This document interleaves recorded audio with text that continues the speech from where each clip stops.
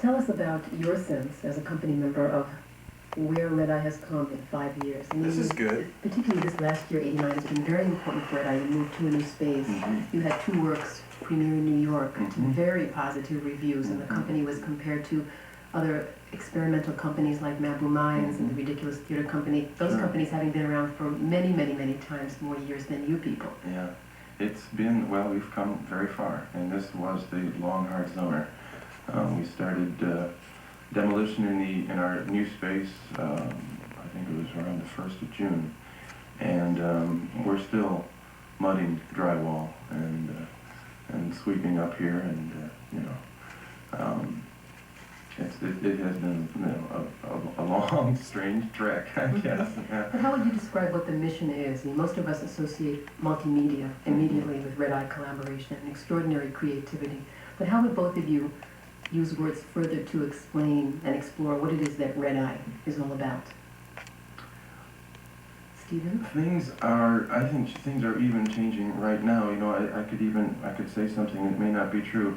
I'd like to think that Red Eye is looking for, you know, what is next. I don't know if it's behalf of Red Eye, but for myself, I've found myself very intrigued with a blending of the concert environment and theatrical values.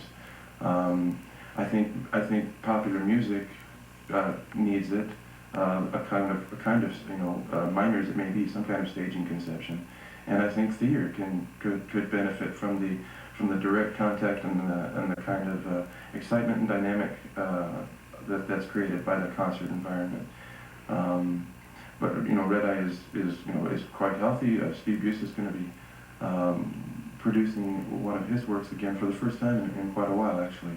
Blue Moon was the last play that he wrote, and that was opened here almost about 2 years ago, but that was one of the pieces we did do in New York City, and that was quite successful. So we're slowly getting back up on our feet. You know, we opened with Alan Lindblad's piece earlier in the summer, and we're moving into this, which is a little bit of a higher gear, and maybe for the next piece we'll actually have a set that will really look really attractive. Let me ask you a question that you may not feel that comfortable answering, but really when it comes to nuts and bolts and where you are in terms of getting acknowledgement and recognition from the people who give dollars away in theater, where are you in those terms? Are you being funded, and by who? We, you know, there's some of those things I just don't know the answer to. Not that I'm not comfortable, but I don't know the answer to that. We received great support from the Bush Foundation and the Dayton Hudson Foundation and the Valspar Foundation for a donation of paint in terms of like the new space. I mean, I know that much.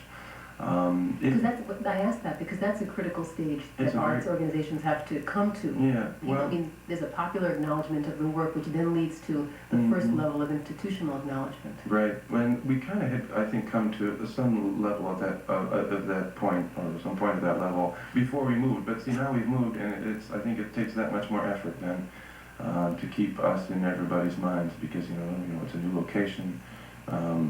The way we work, we can only put on two or three pieces a year. So I'm trying to figure out if like people are following us around, and as I hope they are. It's coming up here.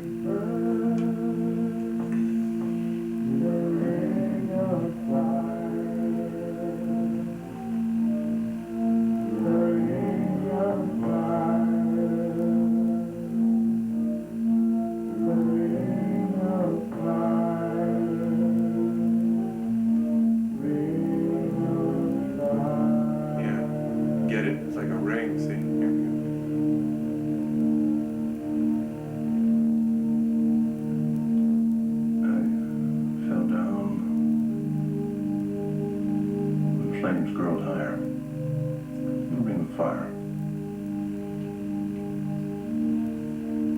Michael Sullivan, Catherine Seltz on vocal, Wendy Smith, electric guitar, drum machine, and nasal solo, Stephen Peabody. What is it about a love song? People ask me, what is this nostalgia thing? What's it all about?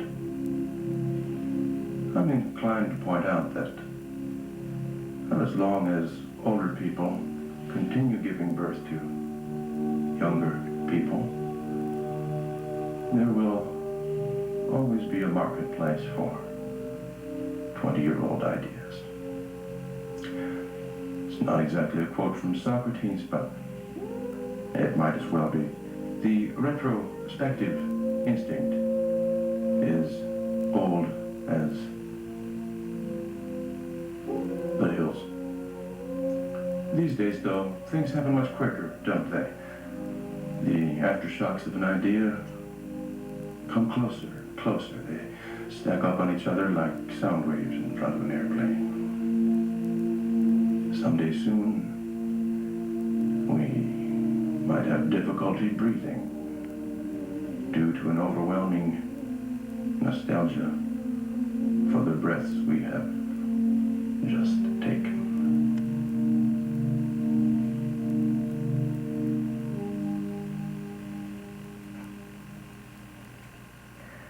Stephen Peabody, a member of the company of Red Eye Collaboration, performing something that is part of their program, their show, that opened last night, a show called Bluefish Sonata, which he created with composer and musician Michael O'Sullivan. Thank you. Stifling the giggles there. All right.